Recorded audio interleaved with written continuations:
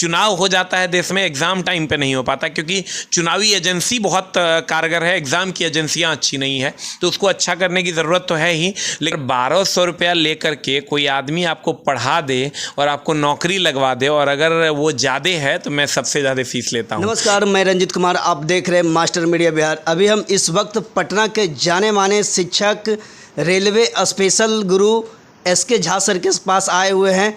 Sir, सबसे पहले स्वागत है आप मेरे चैनल में। बहुत बहुत धन्यवाद। सर, रेलवे NTPC वैकेंसी 5696 से बढ़ाकर 18,799 कर दिया गया है। सर, इसको आप किस नज़रिए से देखते हैं? देखिए, इसमें बच्चों के लिए तो बहुत हितैषी है, बच्चों के हित में है ये, और उम्मीद करते हैं कि बच्चे इससे खुश भी होंगे। और लेकिन खाली खुश होने से नहीं होगा, जी जान लगा के तैयारी करनी होगी।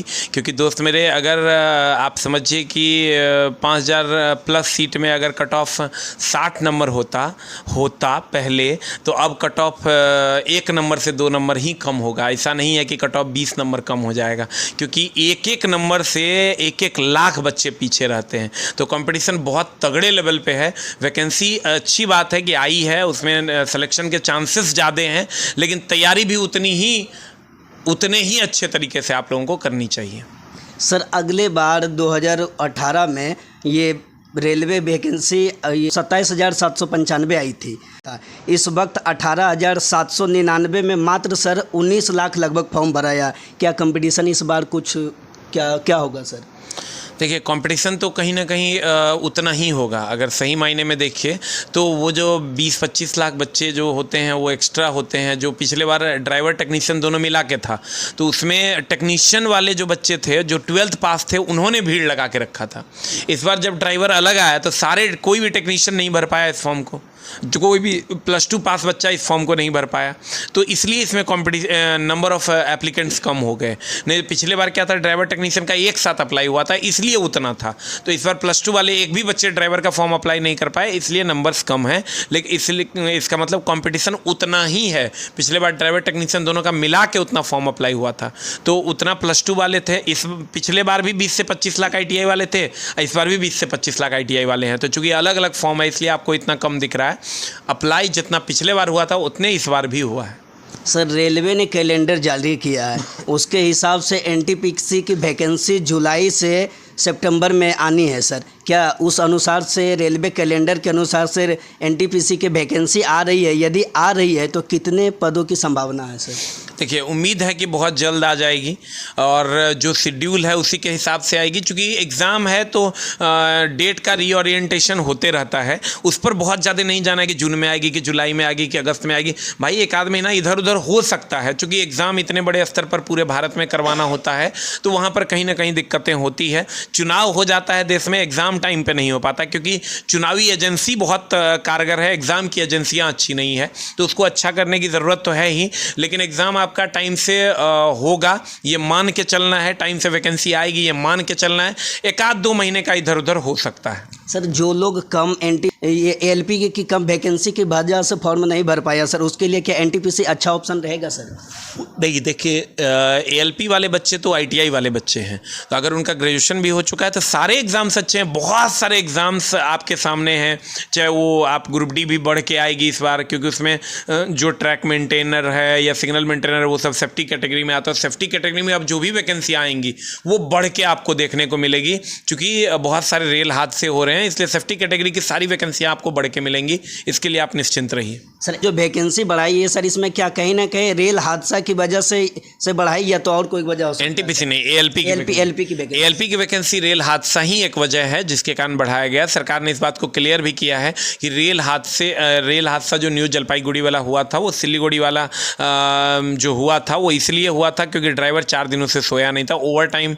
ओवर हेक्टिक ड्यूटी करने के कारण ये घटना हुई, मानवीय भूल के कारण ये घटना हुई, तो इसलिए इसी को ध्यान में रखते हुए इस वैकेंसी को बढ़ाया गया।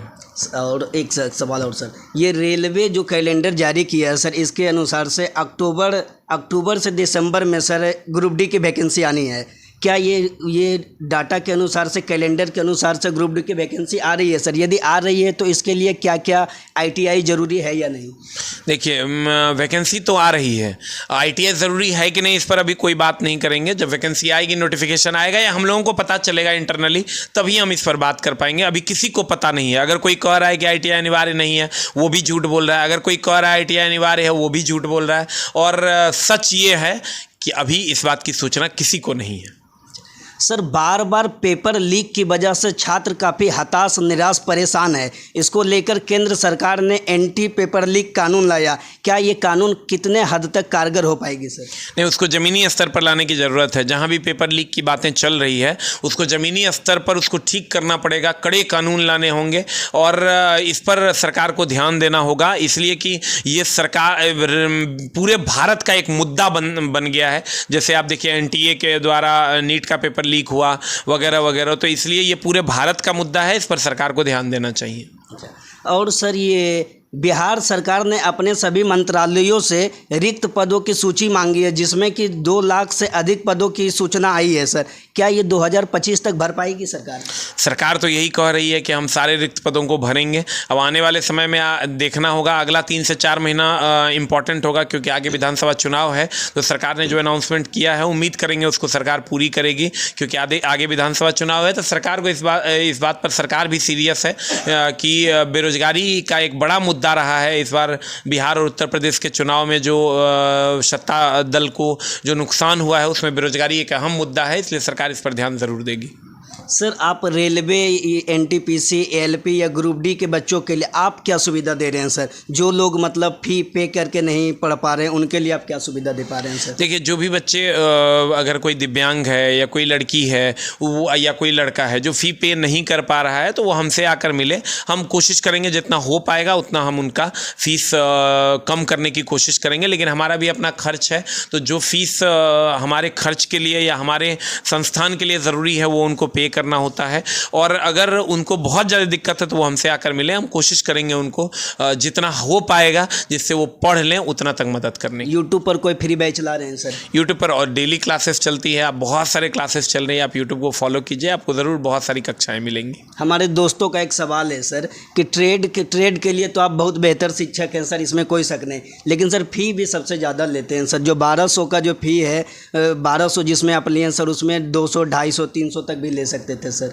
देखिए, बच्चों का तो बहुत सारा कंप्लेन है। जब आप उसको देखिएगा तो ₹1.20 पर क्लास लगता है हम लोगों को, जो हम लोग लाइव करते हैं उसका चार्ज। तो आप जोड़ के देखिए कि अगर वो कक्षाएं, कितनी कक्षाएं चलती हैं, कितना बड़ा एक सेटअप होता है। और अगर 1200 रुपया लेकर के कोई आदमी आपको पढ़ा दे और आपको नौकरी लगवा दे, और अगर वो ज़्यादा है तो मैं सबसे ज़्यादा फ़ीस लेता हूँ।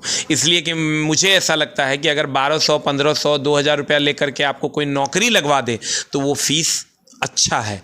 अगर आपसे 200 रुपया लेके और आपका टाइम भी वेस्ट कर दे और 5-5 साल पे वैकेंसी आती है और आपको नौकरी भी ना हो, तो हमको लगता है वो 200 रुपया भी महंगा है। सर, यहाँ पटना के बहुत सारे स्टूडेंट लोग रेल राजा के रूप में आपको ना जानते हैं और आपको ये सम्मान भरी शब्दों से पुकारते हैं सर। क्या कुछ कहना चाहेंगे? इसके पीछे क्या राज है सर? ये तो बच्चों का प्यार है, नंबर ऑफ़ सिलेक्शंस हैं जो बच्चों ने दिए हैं।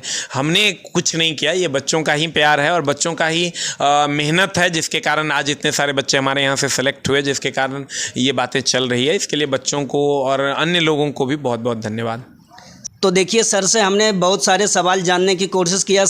सर ने बेखूबी से सब सवाल का अच्छे से जवाब दिए। सर, इतना सारा टाइम देने के लिए हमें आपको बहुत बहुत धन्यवाद सर। बहुत बहुत धन्यवाद। बाकी आप क्या कुछ सोचते हैं, अपनी प्रतिक्रिया हमारे कमेंट बॉक्स में दें। तब तक के लिए जय हिंद।